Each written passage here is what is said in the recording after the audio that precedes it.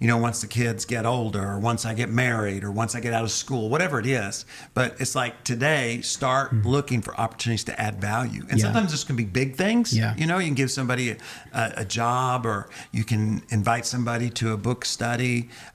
Sometimes you can give somebody a book. There's just a lot of different ways. Simple, complex, some that take a lot of time, some that take very little time. But it's kind of training ourselves to always looking for ways to add value, to help that person move forward. Yeah. Because, at the end of the day, that's what a legacy is. You want people to be able to say that your life made an impact on the lives around you.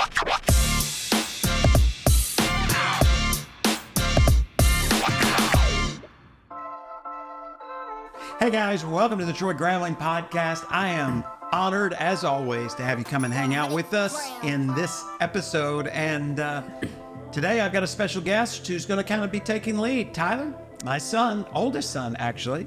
Welcome to the podcast. It is good to be here. And yes, this is part 3, where we're kind of breaking down your brand new book, Potential, the Uncontainable Power of God Within You. I've been here for all 3, but you weren't here for the last one. I know. I helped prepare for the last one, but I was not able to make the recording. But I heard Stanley did a pretty good job filling in for me. Yes, he did.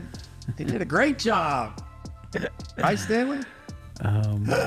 Well, this has been a fun time. I think it's great for the listeners to be able to get a behind-the-scenes look at some of the writing and some of your process even in writing the book. And I think that gives even greater power to it when they actually hold it in their hands and they read it. And listen, if you have not yet ordered your copy of Potential, the Uncontainable Power of God Within You, make sure to do so.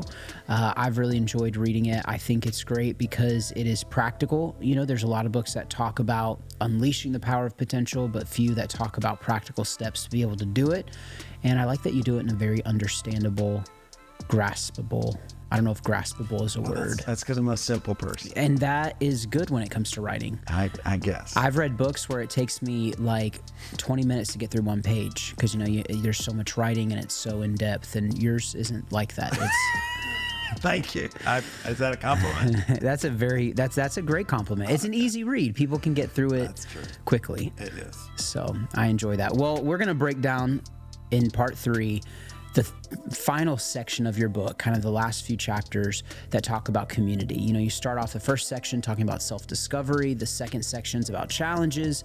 We've had some great conversations around that. And then the third part talks about community. And I think that's really important to be woven into the fabric of godly community. And I tell people often that I think the greatest value of the local church is not necessarily even the teaching or the worship, though those things are important and, they feed our soul. You can listen to a great message on your way to work on a podcast, and you can listen to a great worship album, as you're driving to the grocery store. But the one thing you can't get from behind the wheel or just sitting at home is the context of community and being woven into the fabric of community. I think community is something that really feeds our soul. We say often, at Potential Church that we're not meant to do life alone. One is too small a number for greatness. And I think those things are really true. So it's important to be woven into the fabric of community. And I think that to not be a part of community is always a choice. Even for those that would say they're more introverted, they're more shy, it's always a choice to do life alone. And, I look at myself, I'm more shy, I'm more introverted, and it's through the local church that I have cultivated some very fulfilling relationships. So let's jump right into it. You ready? Yes, sir. All right. I love in chapter 8, you talk about the 4 C's of success, and they all relate to community in some sense. You talk about common companions, you talk about competition, critics, and then crisis. So I first want to talk about companions. And you discuss in your book that many times we have the right connections to help us get to where God intends for us to be or where he intends for us to go, but they're often overlooked. And I think it's very common for us to think that we have to seek out those that are the most connected, those that have a high degree of influence, those that are getting the eyes and the attention of culture, those that have some level of celebrity or fame status. But in reality, God places people around us intentionally. And so in a world that says it's all about who you know, and where we're often tempted to seek out connections that can take us somewhere, who are the people in our lives, or maybe even in your life specifically, that we often tend to overlook as powerful connections? Yeah, we talk in the book about being, a lot of times our help surprises us from where it comes from, because we do just want the experts. And there's nothing wrong with experts. We all need experts in our lives. But when you think about the common, what I mean is the folks that we do life with on a daily basis. And it can be as simple as the person who serves us coffee, or the person who maybe has an incredible lawn care service, or the person who takes care of our dog, or our spouse, or our kids, or Uncle Joe, or whoever it is. Yeah. But those folks who are close to us, I remember I was reading a book called Good to Great by Jim Collins. And it's a really popular business book. Jim Collins is well known in the business world. It's called, talking about good companies becoming great companies. And I'm reading along and I see my uncle's name in there. And Uncle Lyle, who at the time was the president and CEO of Kroger. And so I had to go and say, I need to go talk. I'd never talked to him about leadership until I saw his name. Wow. He's my uncle, but I never really talked to him. So I think we do that a lot. We overlook the people around us that God's placed there to actually help us. And, we've tried to do that with this podcast. We're going to talk to some folks who have influence and celebrity, but we're also going to talk to folks who've just succeeded as a single mom or a baker or an architect, or just all these different folks in our life that, if we'll listen and if we'll be intentional, can really help us succeed. Yeah. What do you think, though, it takes to leverage those connections that are already in their lives? Do we just need to be aware?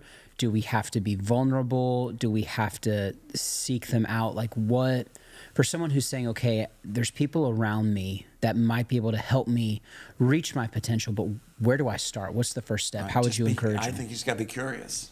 It starts with asking questions, right?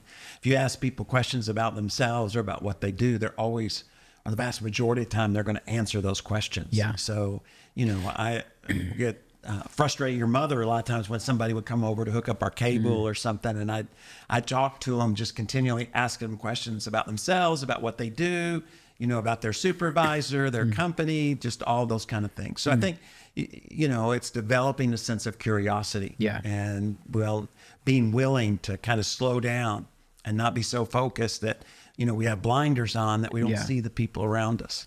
That's good. And I think that's a healthy step to not only seeking connections, but building relationships that also feed our soul. Because wouldn't you say we also have to be careful about seeking out relationships for the sole purpose of getting something from them, because I think about relationships are a blessing from God, not just to propel us toward our destiny, but also to feed our soul. And I think about some of the most fulfilling relationships I have are with people that I can be real with, I can be authentic with. They're people that show up when I need them to show up. They're people that I am excited to show up for when they need me as well. So, I think relationships definitely have a way of feeding our soul. And what would you say, what do you look for in relationships that feed your soul? And what would you encourage others to look for in those relationships? I think, and this may be a little controversial, but I think that we tend, when we think about relationships, we think about the friend that we grew up with that we've known for 30 years. And I think that's rare.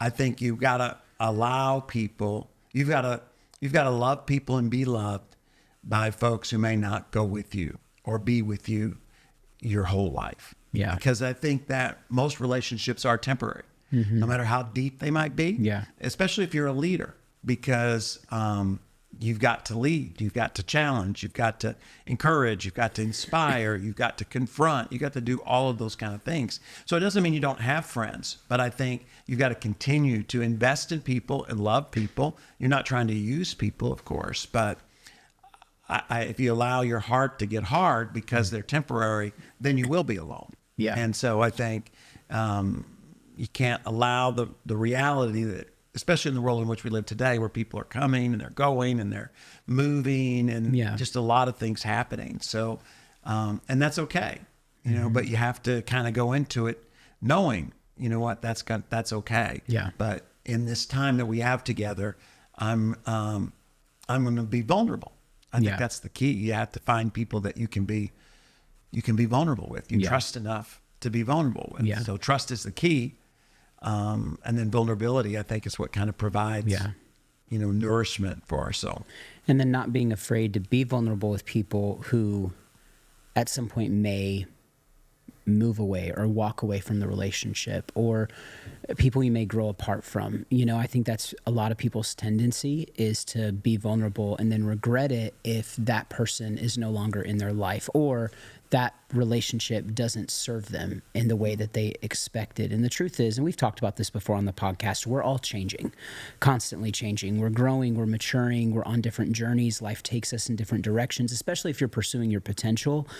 Not everyone's going to go on that journey with you. Not everyone is going to want to chase after their potential at an accelerated rate or make the hard decisions to get there. And so I think that's really key. And I love that you say that. Don't be afraid to love hard, even if it means that person's not going to be in your life forever, because, relationships come in seasons. There are some relationships, maybe it's a best friend or it's a family relationship or a spouse relationship, right? That's meant to be forever. But a lot of relationships, come and go. I remember a mentor once told me, you're never going to take someone or be with someone from A to Z. There's going to be very few people. It's going to be from A to C or from D to G. But rarely are you, from the beginning of your life to the end of your life, just be in constant relationship with one individual or a group of people. So that's good. You talk about common companions, but you also talk about the power of competition, which I think is really unique, talking about how competition actually serves a role in community, but then also in us pursuing our potential. And I kind of wanted you to expand on it a little bit. You quote in the book that it's not about recycling your competition's success. It's about learning from them. And to you, what's the difference there? Yeah, well, because really in the book, what we do is follow the life of Moses. So Moses got a lot of help from the people that, especially in his lifetime, people didn't look to. He got a lot of help from his mom. He got a lot of help from his sister. He got a lot of help from his competition in the sense of Pharaoh's daughter, right? She rescued him. He grew up in Pharaoh's home, who in reality would be his competition, be the one he would find himself before. And so when we look at those who may be doing the same thing that we're doing, so in some sense they're competition, you want to learn. A lot of times we just learn the what. Like they're wearing a red and orange sweatshirt. So I'm going to wear red and orange sweatshirt. And I'm not saying that's bad, but the gold, or to me, the deeper idea is, well, why? What's the why that they're doing that? Because then I can take that idea and I can expand it. Whereas if I just see what you're doing, then all I can do is recycle it, do the very same thing, because I don't really know why. I just see you do it. I see the outcome and I want the outcome. So then I just do the same idea. But if I go a little deeper and ask, well, why? Why did you choose red? Why orange? And then I can reproduce it in a sense for my own culture and what's going on in my own life, my own church, my own business, my own family, that kind of thing. Yeah, that's really good. I have shared with my staff before that better than teaching someone to do what you do, teach them to value what you value. And I think that's a huge leadership lesson, is not just the what, but the why behind the what, because that trains our minds to think in certain ways and in certain patterns and be able to make decisions beyond just the what. Yeah, well, it's the same thing as if, like you said, when you're training somebody. Yeah. When you're training somebody, you can, or your kids, you can try to get your kids to do the right thing. Yeah. But you really want them to think the right thing. Yeah. Because then it doesn't matter who's around or what environment or circumstance they're in, they're going to have a positive outcome. Yeah. And the same thing is true with your competition. You can just do what they do, Yeah. right? But that's going to be short term. Yeah. And they're going to move on to something else, Yeah. because whatever they're doing is not what they're always going to do. They're going to Yeah. do something different. And then you're either going to have to find out what that is and try to copy it again. Yeah. Or, if you find out why they're doing it and change, help it impact the way in which you think. Yeah. You may be doing something that looks totally different, but for the same purpose, the same reason. Yeah. And it get even a better outcomes. Yeah. I mean, the greatest companies definitely study the competition, and it takes a great measure of humility to learn from our competition, and also from our critics as well, because those are a lot of places where it's easy to become insecure if we feel like we don't have an advantage somebody else has, or we can't do what they do, or, there's people that are criticizing us, our decisions, our methods. Those are places where a lot of insecurity can be created, and a lot of people live in that space, and then they never learn, and they never grow, they never mature beyond where they're at. And then any success that they have is short-lived, and it crumbles easy. So it takes a great deal of measure to learn from competition, but also from critics. And I really love the way that you evaluate critique. And you talk about it in your book, and I want you to expand on it a little bit for us. But in today's world, it's a difficult world with social media. Everyone has an opinion. Everyone feels the desire to share it, and it can be easily shared from behind a keyboard, behind a screen. It can be difficult in today's world to know who to listen to, and what critique is valuable and what's not valuable, and what critique is truth-telling and what's just nonsense. So how do you determine what to absorb and who to listen to, and then what to let go of? Yeah, I think people respond different to critique. Yeah. Some overhear it. Yeah. Some immediately reject it. And I think, so first of all, you kind of got to be self-aware enough to know what your tendency is. And then secondly, it's, you have to think who, because, our critics can have a positive impact on us, but not every critic. Yeah. You can't listen to everybody. You can't read every comment. You can't. And so if you don't limit it, you're just going to get overwhelmed. You got to reject them all, because emotionally you just can't. You can't handle, especially in today's world, because they don't have to write a letter and find a stamp. I mean, they can email you, they can text you, they can leave a comment. None of that takes very much effort at all. Yeah. So if you do anything, you're going to get tons of criticism, and you just can't handle it all. You'll give up. So I think you have to decide who you're going to listen to and define that. So that, the Bible says that there's wisdom in many advisors. So you want to listen to people. But I think when it comes to critics, it's deciding which of these critics are you going to listen to? Because you're going to, it's not like you're going to have to say, well, if I don't listen to these, I'm not going to have any, And so I think you start with just listening to those that are maybe the closest to you. Yeah. You know what I mean? In the sense that you trust their heart, you trust where they're coming from, you trust that, it's not just an anonymous person online. And maybe they have some good critique. Yeah. But again, you just can't read them all to find that one. Yeah. So you really have to, and that takes in some ways more discipline. I mean, everybody likes to, what somebody's saying. Everybody wants to think that what they're doing is good. Yeah. With the book, you want people to enjoy it. You want them to, you don't want to read, they didn't like it, or it didn't do this, or it didn't do that. You want to know those things. So I think you have to create a safe place for those closest to you to give you honest feedback. Yeah. But you can't listen to everybody. That's, really important. I decided a long time ago that I was going to listen to those who love me, to those who believe in me, and those who know more than me. Especially. That doesn't mean I don't listen to anybody else ever, but especially those folks, because they love me. I know that I may agree or not agree with what they're saying, but I know it comes from a good place. Yeah. If they believe in me, they're just trying to help me reach my potential. And if they know more than me, then they're further down the road. Yeah. No, that's really good. I love that you have handles around that, and I think everybody tuning in and listening has to come up with what are those handles that you're going to define and say, okay, this is who I'm going to listen to. I'm going to allow to pour into my life. And I think that's especially true when it comes to harsh criticism.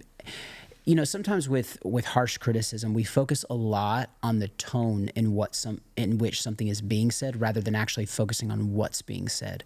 And for me, a discipline I'm try to implement into my life is, okay, even when criticism is harsh, can I get by how something's being said and get to what's being said? Because sometimes there is truth to that. Sometimes there is something that, there's a seed there that we have to kind of turn the soil that we can gain, that we can grow from if we're able to kind of distinguish between the two. Okay, so what's being said can sometimes be different than how something's being said. And, we live in an offended world. And, I think it's hard because in some ways it feels like people are becoming more offended, but I also feel like people have always been offended. It's part of our human nature to look for there's offense. just more criticism out there. Yeah. Criticism gets clicks. Yeah. So maybe people are more offended. Maybe we've gotten a little softer, but there's also just a lot more, people are getting criticized who in the past would have never gotten criticized just because people wouldn't have known. They wouldn't have an avenue in which to criticize them. But now everybody wants to be an influencer, and not the kind of influencer who per se goes to work or church or, coaches their kids. They want to make money on it. I'm not against that. I'm just saying that everything gets critiqued. Yeah. What you're wearing gets critiqued. And in the past, you know what I mean? Only a few people, and it would have been critiqued by people maybe that you care about and you love, not just, thousands of people that you don't even know. Yeah. So I think that the who is really important. Yeah. I can take harsh criticism from people that I know or that I know love me or care about me, or like I said, know more than me. Yeah. But I know I can't handle a ton from just accounts. Yeah.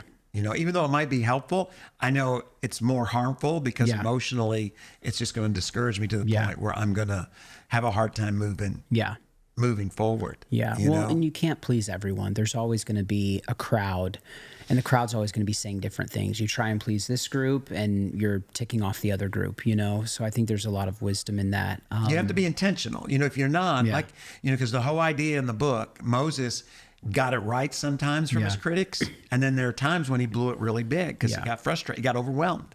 So you really got to be intentional or criticism will overwhelm you and destroy what you're trying to do. Wouldn't you also say, I think that's why it's important to look at life as a learning journey, not just like a destination, but every step of the way we're gaining tools we need to ultimately be where God created us to be. Because if not, like, I know that it's so easy for me to have very little grace for people that make mistakes that impact me, like how quick I am to judge and get frustrated. And I know people do the same with me, but it's like, we're all on a learning journey. We're all going to make mistakes. And if we can see life and critique as, okay, this is helping me gain tools that I'm going to need in order to become the best version of myself, I think that's helpful. Yeah. Well, every time you grow, your potential expands, your capacity gets greater. So, it's important to get, as much learning as we can from as many different avenues as we can so that we can become even more than we ever thought. When somebody says, I could have never imagined this. Well, that didn't happen overnight, right? That's why they couldn't imagine it. I can't imagine flying, but if all of a sudden I developed wings, I could imagine flying. And I think the same thing is true with growth, finances. I can never imagine being a millionaire if I don't first become I don't know, is there 100,000 out there? I don't know what it is before a millionaire, but that's the great thing about potential. The more you progress, the greater opportunity, the more capacity you have. I love that. Kind of where I'll land the plane for us. In the last chapter of your book, you talk about leaving a legacy. And I think you're a great person to speak on that. You've definitely left a great legacy for, your children. I can say that because I'm one of them. A legacy of integrity, a legacy of faith, a legacy of hard work, a legacy of discipline, a legacy of creativity and thinking outside of the box and, dreaming that anything can be possible with God. So what would you say are decisions that we can make today to empower the next generation of leaders tomorrow? And maybe even specifically to someone who maybe is in a season of singleness, or they don't have children, or they've been unable to have children, or they're just not sure how they can write themselves into that narrative. What are decisions that they can still make to leave a legacy for others to follow? Well, John Maxwell used to always say, you add value to others. So everybody can add value to somebody. Yeah. But again, it takes intentionality. Yeah. It's so easy to get focused on ourselves, whether we're in our 20s or 30s, a single parent, married, whatever life situation. It always looks like, once the kids get older, or once I get married, or once I get out of school, whatever it is. But it's like today, start looking for opportunities to add value. And sometimes this can be big things. Yeah. You can give somebody a job, or you can invite somebody to a book study. Sometimes you can give somebody a book. There's just a lot of different ways.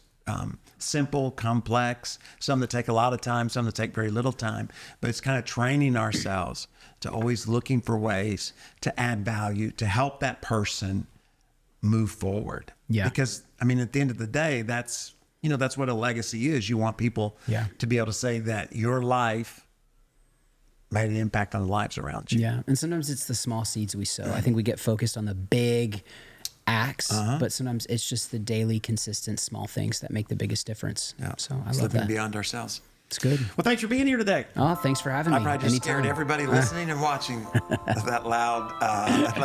We're just making sure they're awake. They may have done But something. they made it through the end of the podcast.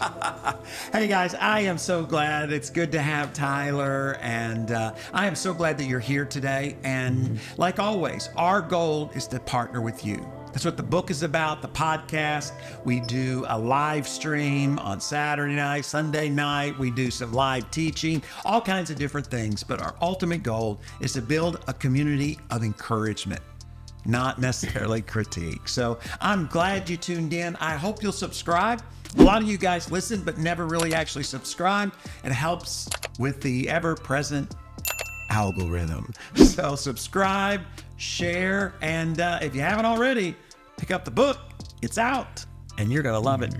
God bless, and we'll see you next Thursday right here on the Troy Gramling Podcast.